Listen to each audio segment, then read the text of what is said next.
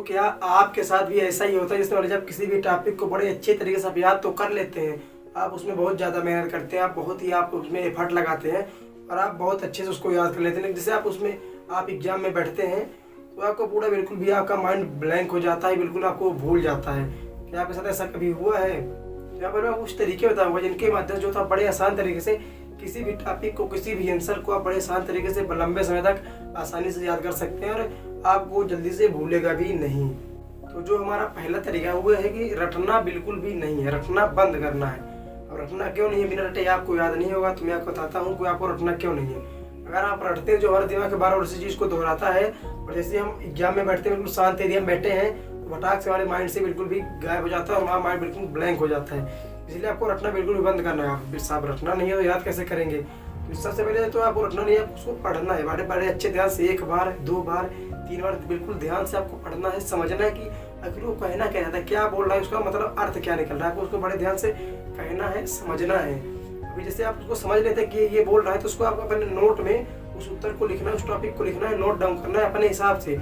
मान लीजिए आप उस टॉपिक को पढ़ लिए, उस उत्तर को आप पढ़ लीजिए, फिर आपको नोटबुक, जो आपका नोटबुक होगा, उसमें आपको लिखना है, अपने हिसाब से उत्तर को लिखना है, ऐसे ऐसे करना है। तो अगर इस तरीके का इस्तेमाल करते हैं, आप देखेंगे कि आप किसी भी टॉपिक को बड़े आसान तरीके से बहुत ही जल्दी लंबे समय तक के लिए आप याद कर पाएंगे। आप इस तरीके इस्तेमाल करके जरूर देखिए। अब जो हमारा दूसरा तरीका है वो है कि जब आप किसी भी टॉपिक को पढ़ रहे हैं, तो अगर आप उसको नॉर्मल ऐसे ही पढ़ेंगे तो आपको बोरिंग लगेगा। लेकिन अगर आप उसको आप एक कहानी के रूप में कन्वर्ट, जैसे आपको कोई आपको कहानी सुनाता है, तो वो कहानी आपको लंबे समय तक याद रहती है ना। हाँ, आपको लंबे समय तक वो कहानी याद रहती है। ऐसा क्योंकि कहानी जो होती है इंटरेस्टिंग होती है। जैसे मान लीजिए आप किसी टॉपिक को पढ़ रहे हैं, याद कर रहे हैं, तो उसको आप एक कहानी के रूप में बनाइए। जैसे मान लीजिए इतिहास पढ़ रहे हैं, आप इतिहास में जो कुछ घटना घट रही है, तो उसको आप बिल्कुल कहानी के रूप में उसको कन्वर्ट कर दीजिए।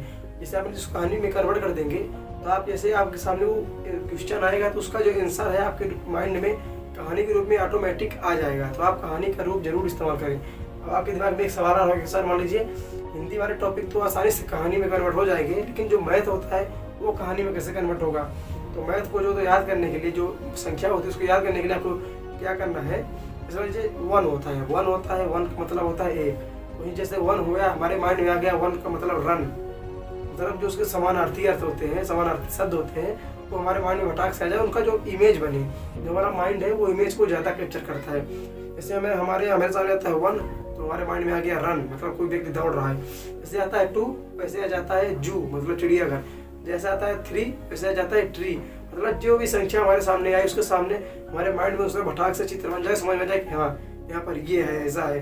मतलब जो हमारा दिमाग है वो इमेज को ज़्यादा कैप्चर करता है। तो मैथ की संख्याओं को इस तरह से किसी के डेट ऑफ बर्थ को बात करना चाहते हैं, तो आप इस तरीके का इस्तेमाल कर सकते हैं। आप इस तरीके का इस्तेमाल करेंगे तो आप बड़े आसान तरीके से किसी की डेट ऑफ बर्थ आसानी से आप याद कर सकते हैं। तो यहाँ पर मैं आपको जो 10 तक प्रोवाइड कर दूंगा, 1 से लेकर 10 तक आपको यहाँ पर उसका समानार्थी शब्द प्रोवाइड कर दूंगा, उसमें इमेज घाल, तो आप आसानी से उसे समझ लेंगे और उसको आसानी से याद कर लेंगे। अब अगले तरीके की ओर बढ़ने से पहले आप इस इमेज को देखिए। अब इसके बाद जो तो आप इस टेक्स्ट को पढ़िए। अब आप बताइए, आप बिल्कुल सच बताना है आपको यहाँ पर कि आप जो सबसे ज्यादा कौन सी चीज याद है? आपको जो इमेज देखे थे, आपको ज्यादा वो याद है? किसी को आप समझाना है मान लीजिए आपको, तो आप जो इमेज में है, चित्र है जो कर रहा है, आप उसको अच्छे से समझा पाएंगे क्या? जो टेक्स्ट पढ़े हैं आप उसको अच्छे से समझा पाएंगे? आप सच्चे सच बताना, इमेज वाला ना।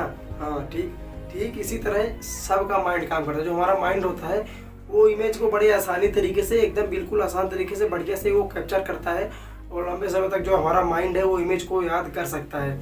इसमें जब किसी शहर में किसी जगह घूमने जाते हैं, तो और फिर जैसे मान लीजिए वहाँ से हम घर चले जाते हैं, वहाँ पर हम बिल्डिंग देखते हैं और देखते हैं कुछ लिखा हुआ है वहाँ पर। अभी जब मान लीजिए घर आते हैं और कुछ दिनों बाद दोबारा वहाँ पर फिर जाते हैं हम, तो जो हम जब रास्ते पर रहते हैं तो हमें याद आता है वहाँ पर वहाँ की बिल्डिंगे, वहाँ कुछ जो वहाँ पर कुछ नज़ारे हमें वो याद आते हैं। वहाँ पर हमें पर वहाँ जो लिखा रहता है बोर्ड में, इसका नाम, दुकानदार का, फला ठिकाना का नाम, हमें वो याद नहीं रहता है। मतलब यहाँ पर हमें क्या जानकारी मिल रही है? जो हमारा माइंड है वो इमेज को ज़्यादा कैप्चर करता है, तो जो संख्याएं, जो अक्षर लिखे रहते हैं उनको कम कैप्चर करता है। इसलिए जो हमारा तीसरा तरीका है वो एक अपने टॉपिक को इमेज में कन्वर्ट करेगा। आपका टॉपिक अच्छा है, सरल है, वो इमेज में कन्वर्ट हो सकता है। तो जो आप अपने टॉपिक को इमेज में कन्वर्ट करिए, फिर उसको आप याद करिए, तो आप बड़े आसान तरीके से और लंबे समय तक उस टॉपिक को आसानी से आप याद कर पाएंगे और आप परीक्षा में उसको बिल्कुल भी नहीं भूल पाएंगे। तो ये तरीके मैंने आपको बताया, तो अगर आप इनका इस्तेमाल करते हैं, अच्छे तरीके से इस्तेमाल करते हैं, आप देखेंगे बड़े आसान तरीके से आप एक हफ्ते या एक महीने के अंदर आप बड़े आसान तरीके से किसी भी टॉपिक को आप बहुत ही जल्दी और बड़े आसान तरीके से आप उसको याद कर पाएंगे, और वो भी लंबे समय तक आप आसानी से उसको याद कर पाएंगे। तो आई होप की जानकारी आपको अच्छी लगी। अगर अच्छी लगे तो वीडियो को लाइक करें, शेयर करें अपने दोस्तों के पास, और इस तरह की वीडियो पाने के लिए हमारे चैनल को सब्सक्राइब कर सकते हैं। धन्यवाद दोस्तों।